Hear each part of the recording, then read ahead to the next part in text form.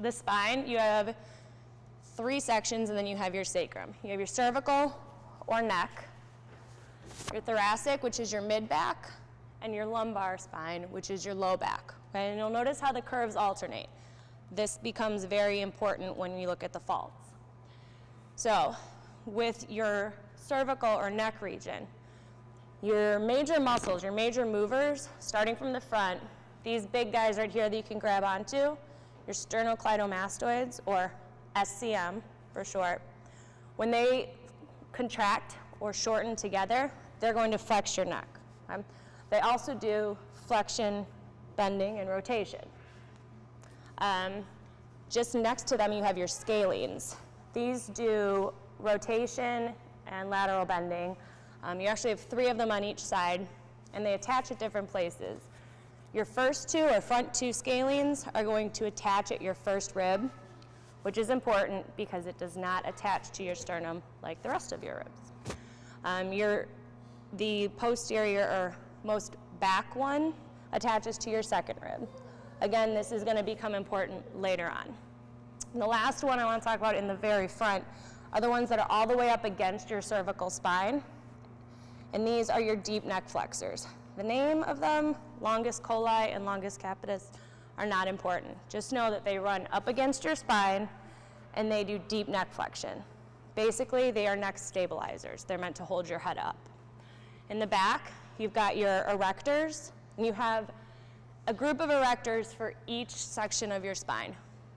Again, those are touching your spine, and they are going to do extension, or this motion, okay? In the thoracic region, other important muscles to note are your serratus posterior. We're not going to talk about serratus anterior, which you'll hear a lot with shoulder movements, because this is just core. But your serratus posterior, you have an upper part and a lower part. And basically, they're going to move your ribs. They're going to raise your ribs, your rib cage.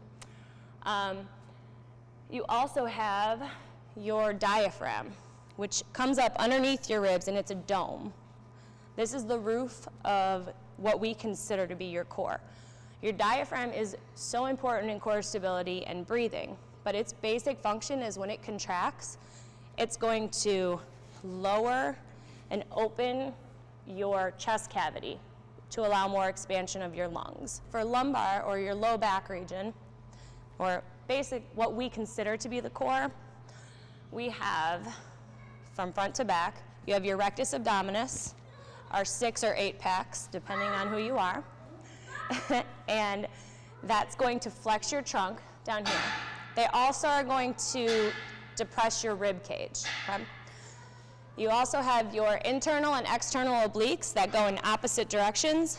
These are going to work together and do flexion, and individually they're going to flex and rotate you. So that's this movement here. Okay? Your transverse abdominis is your corset muscle. So this is the one that goes straight across here. And it's pretty much its only job is to hold in and compress your lower ribs and your visceral organs, or your internal organs. Deeper to that, you have the ever elusive psoas muscle. That touches your lumbar spine and goes down, and it joins with your iliacus muscle. So more commonly, you'll hear this referred to as your iliopsoas.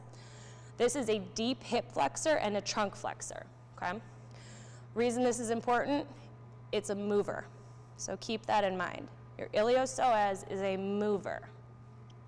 Then again, you have your lumbar erectors, and then you have your quadratus lumborum that's going to go from here out, like that. And again, it is extension and lateral bending, okay? So we just talked about all of these movers.